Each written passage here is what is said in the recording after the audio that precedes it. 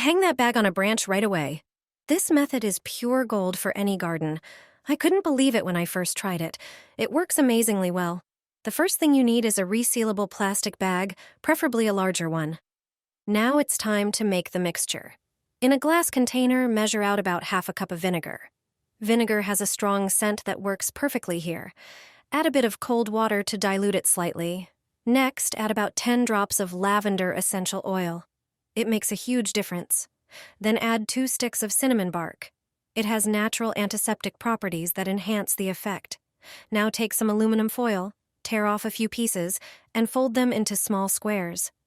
This step is more important than it seems. Seal the bag tightly, then use a toothpick to poke a few small holes at the top.